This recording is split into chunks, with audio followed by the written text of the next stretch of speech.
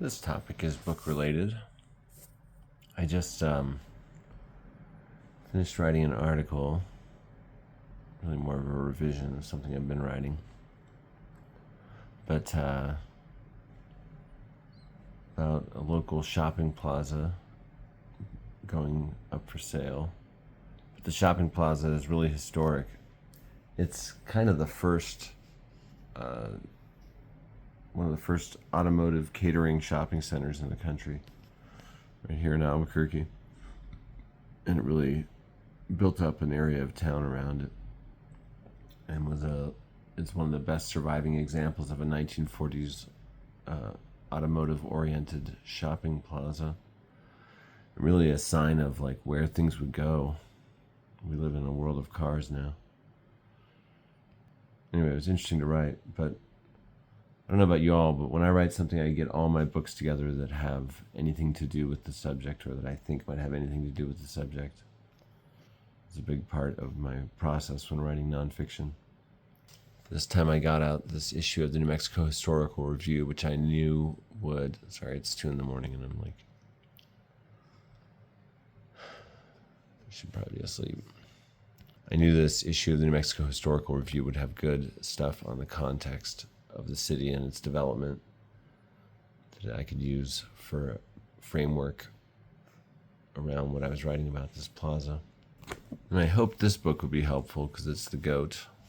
There's old Albuquerque, old town, early painting. Wow. How many times have I hung out in that plaza? But it didn't look exactly like that.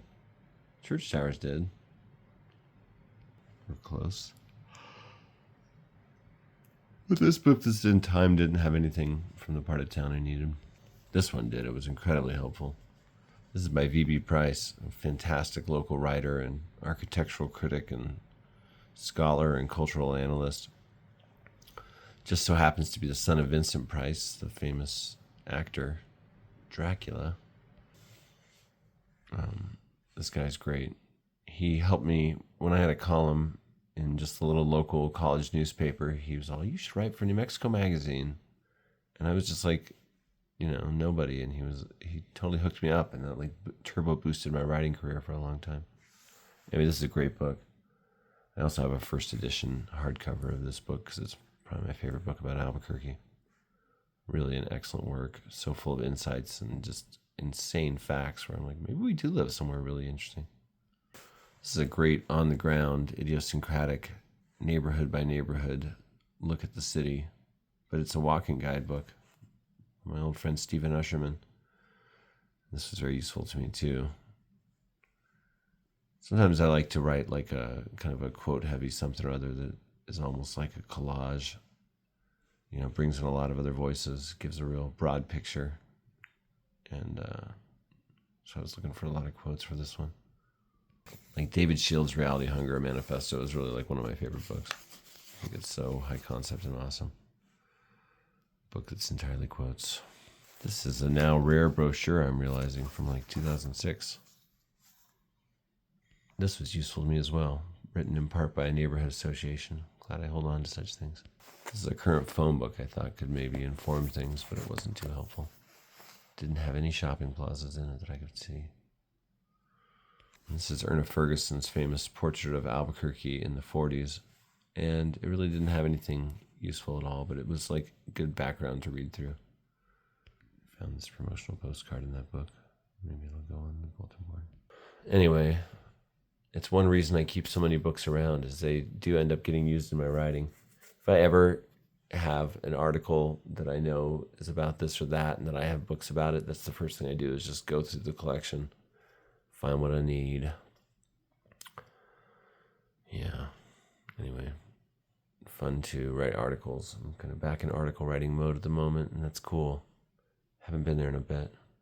I wrote a column for East Mountain Living for like a decade, and it was great. And then East Mountain Living was probably bought up by one of those private equity groups or something like that. But for whatever reason, it went away.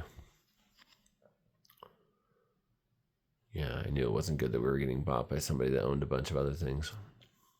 I had just gotten a really good editor. Oh well.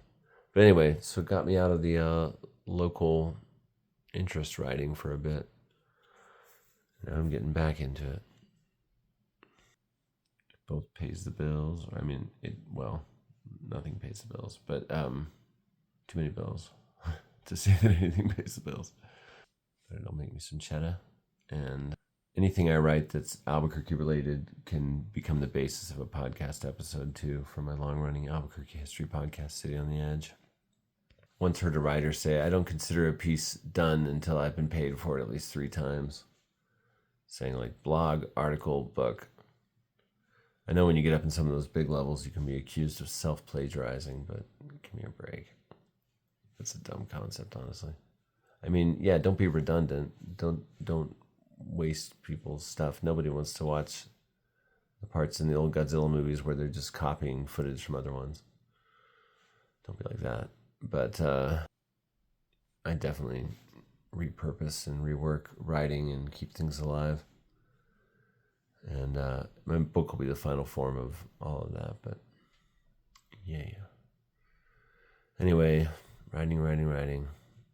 Here's some writing material books. Hope y'all are having a good one. Oh, look who came to hang out. It's Prisma. What do you think, Prisma? I just wonder why anyone's awake, huh?